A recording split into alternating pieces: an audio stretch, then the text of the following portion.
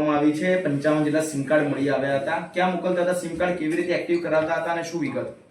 Ahmedabad cyber ક્રાઇમને foreign post office Shahibag ખાતેથી એક વિગત મળી હતી કે જેમાં એક શંકાસ્પદ પાર્સલ વડોદરાથી દુબઈ જઈ રહ્યું હતું। એ પાર્સલમાં 55 સિમ કાર્ડ હોવાની વિગત જણાઈ આવતા જ્યારે અમદાવાદ સાયબર ક્રાઇમને આ માહિતી મળી તો એક પંચનામું કરીને આ બધા સિમ કાર્ડ જપ્ત કરવામાં આવ્યા હતા અને ત્યારબાદ આ બાબતની જે ટેકનિકલ તપાસ છે અમારા પીએટીઆર ગઢવી અને એમની ટીમ દ્વારા કરવામાં આવી હતી।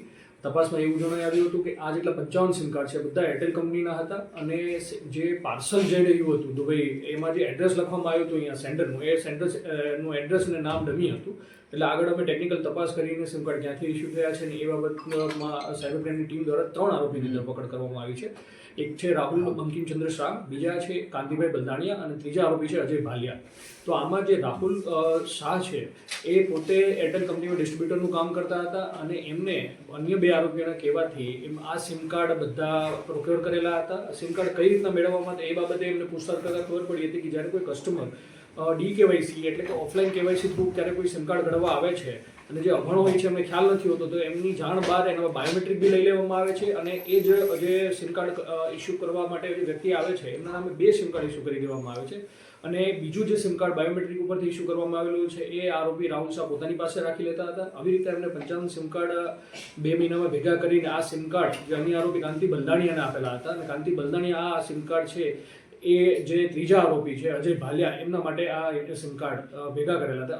આ જે પાર્સલ કરવામાં આવેલું છે એ મુખ્ય આરોપી અજય ભાલિયા દ્વારા કરવામાં આવેલું હતું અને તપાસમાં એવી સામે આવ્યું છે કે નવીન નામના વ્યક્તિને જેનું એક પેટર્ન સૂર્યાવી છે એમને આ પાર્સલ કરવામાં આવ્યું હતું અને અત્યાર સુધીની તપાસમાં એવી સામે આવ્યું છે કે જે મુખ્ય આરોપી અજય ભાલિયા છે એ સિમ કાર્ડ ઉપરાંત અકાઉન્ટ સપ્લાય કરવાનું બી કામ કરે છે। અત્યાર સુધીમાં 20 થી 25 અકાઉન્ટ એમને એક જોન નામના વ્યક્તિને અને આ દુબઈમાં જે નવીન કરીને વ્યક્તિ છે એમને એમની વિગતો સપ્લાય કરી છે।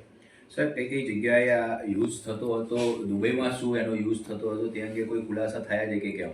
અત્યારે જેમ આપણે તપાસ ઉપરથી જોઈ શકીએ છીએ સિમ કાર્ડ અત્યારે એક ટ્રાન્ઝિટમાં હતા, અત્યારે દુબઈ મોકલવામાં આવતા। તપાસમાં એ જાણવા મળ્યું છે કે જે અજય ભાલિયા છે એમને જે નવીન નામની વ્યક્તિ છે દુબઈ એમને કહ્યું હતું કે જે ઇલીગલ બેટિંગ અને ગેમિંગ હોય છે એમના કોલ સેન્ટરમાં સિમ કાર્ડ યુઝ કરવાનો હતો બટ એ બાબતે અમે આગળ ખરાઈ કરી રહ્યા છીએ કેમ કે સિમ કાર્ડ એવી એક વસ્તુ છે કે જેનો ઉપયોગ કોઈ બી એક જગ્યાએથી યુઝ કરીને પછી એમનું સાયબર ક્રાઇમમાં બી થઈ શકે અને આરોપીએ અકાઉન્ટ બી પ્રોવાઈડ કરેલા છે તો એ અકાઉન્ટની બી વિગતો અમે એકઠી કરી રહ્યા છે એમના સ્ટેટમેન્ટ અને એમાં શું ટ્રાન્ઝેક્શન થયેલા છે।